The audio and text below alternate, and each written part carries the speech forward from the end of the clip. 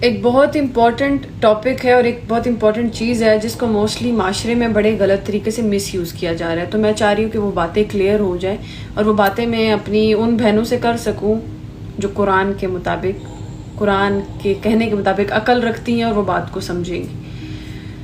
شادی ایک ڈراؤنی چیز نہیں ہے، ٹھیک ہے؟ جس طریقے سے پورٹرے کیا ہے نا ہماری ماؤں نے، شادی کر کے جاؤ گی تو یہ کہے گی ساس، وہ کہے گی ساس، یہ نہیں کرو گی تو ساس کیا کہے گی، وہ نہیں کرو گی تو ساس کیا کہے گی. Be relax. اس چیز کو خود پر سوار کر کے شادی کو کمپلیکیٹڈ مت بنائے. مجھے تو ایسا لگتا ہے پاکستان میں شادی شوہر سے نہیں بلکہ ساس سے ہوتی ہے، کیونکہ اس کے بعد آپ کی آنر مجھے ایسا لگتا ہے کہ ساس ہو جاتی ہے، جس طریقے سے ہمیں سوسائٹی میں بتایا جاتا ہے. میں ایک چھوٹی سی مثال دے کر آپ کو ایک پازیٹیو طریقے سے سمجھا رہی ہوں بات کو، میں بھی آپ کو یہ بات سمجھ میں آ جائے. کہ میں ایک دفعہ ہاسپٹل گئی اور میری ڈاکٹر کے ساتھ بات چل رہی تھی. سو ڈاکٹر نے مجھ سے شادی کے بارے میں پوچھا، سوال کیا. سو میں نے ان کو کہا کہ جب اللہ تعالیٰ میرے مقدر میں لکھیں گے میں بہت خوشی سے شادی کر لوں گی. تو انہوں نے مجھے کہا کہ پتہ ہے تمہیں شادی کے بعد ساری رات بچوں کے لیے جاگنا پڑتا ہے اینڈ سو اینڈ آن، بہت ساری چیزیں، اور تم تنگ ہو جاؤ گی.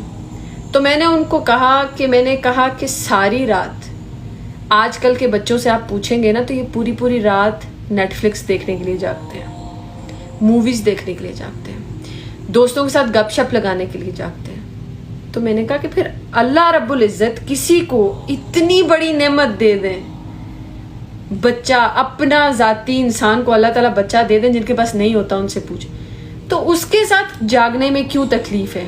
اس کے ساتھ بھی ٹائم کو انجوائے کرو، اس ایڈونچر کو انجوائے کرو کہ شادی ہو گئی ہے اور شادی ایک چونکہ نیا ایکسپیرینس ہے تو انجوائے کرو. اگر اس پہ کچھ ہرڈلز ہیں ان کو بھی انجوائے کرو.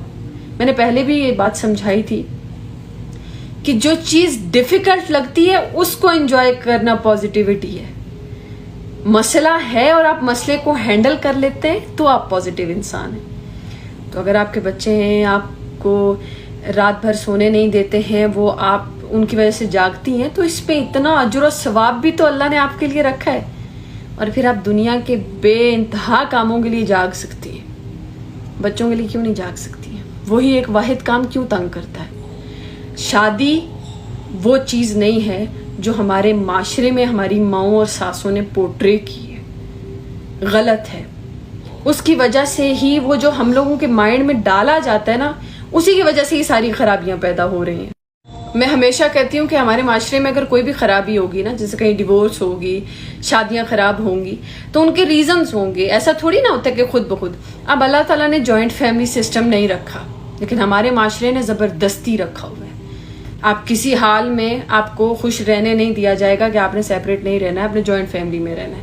جوائنٹ فیملی سسٹم ٹھیک نہیں ہے. اگر آپ کی اولاد اس قابل ہے کہ وہ اپنی فیملی کا خود خیال رکھ سکتی ہے تو آپ کو تو فخر ہونا چاہیے ان کو سیپریٹ کرنے میں، کہ جاؤ جا کر ایک اچھی زندگی گزارو جیسے کہ اللہ نے کہا ہے.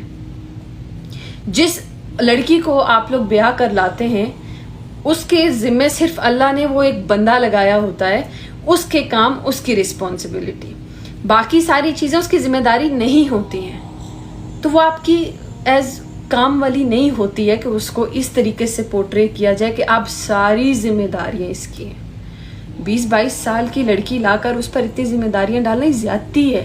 اسی وجہ سے ہسبینڈ وائف پاکستان میں نہ ان کی کوئی پرائیویسی ہوتی ہے، نہ وہ خوش رہتے ہیں. شوہر پھر بیویوں سے تنگ ہو کر ادھر ادھر جا کر افیئرز میں ملوث ہو جاتے ہیں. تو دو لوگوں کو ایسی زندگی جینے دی جائے نا کہ وہ کسی تھرڈ پرسن کی طرف اپروچ نہ کریں. یہ تو ایک فیکٹ ہو گیا. ایک میں لڑکیوں کے حوالے سے بات کرنا چاہوں گی. ہسبینڈ سے زیادہ اچھا دوست کوئی نہیں ہوتا. تو بہت غلط کرتی ہیں وہ لڑکیاں جو اپنے شوہر کے ساتھ اپنے راز و نیاز نہیں کرتی بلکہ وہ کسی تھرڈ پرسن کے ساتھ کر رہی ہوتی ہیں، لائک ہر مدر، ہر سسٹر. مطلب اپنی بہن کے ساتھ آپ اپنی فیملی ایشوز ڈسکس کر رہی ہیں، یا آپ اپنے ذاتی کے، یہ بات میں اپنے شوہر کو نہیں کہہ سکتی کیونکہ ہو سکتا ہے کل کو مجھے تانا مار دے. مارنے دیں تانا، آپ اس کی عزت ہے، وہ آپ کی عزت ہے. دونوں جب ایک ہو تو پھر باتیں کسی تھرڈ پرسن سے کرنا کتنی بڑی خیانت ہے اس رشتے کے ساتھ. شوہر آپ کا سب سے بہترین دوست ہے لیکن اس کو دوست بنانا پڑے گا آپ کو. سیم لائک وائز مرد کے لیے اس کی بیوی سب سے اچھی دوست ہے لیکن دوست بنانے کے لیے اسپیس دینی پڑتی ہے. آپ لوگوں نے اپنی دوستوں میں دیکھا ہوگا کہ آپ لوگ دوستوں میں ایک دوسرے کے ساتھ بڑا تو تڑا کر کے بھی بات کرتے ہیں, بعد وقت گالی بھی دے دیتے ہیں. کیوں؟ آپ اسپیس دیتے ہیں, آپ ایک دوسرے کے اندر یہ چیز ڈال دیتے ہیں کہ اگر یہ ہو گیا نا تو اتنا برداشت کرنا پڑے گا. وہ چیز میاں بیوی کیوں نہیں پیدا کرتے؟ آپ کو تو اللہ نے سب سے زیادہ قرب کا ذریعہ دیا ہوتا ہے. آپ تو اپنے ایک دوسرے کے ساتھ کسی بھی طرح سے بات کر سکتے ہیں اور ایک دوسرے کو اس چیز کی پرمیشن دیں کہ ہر بات کرو میرے ساتھ شیئر, ایچ اینڈ ایوری تھنگ.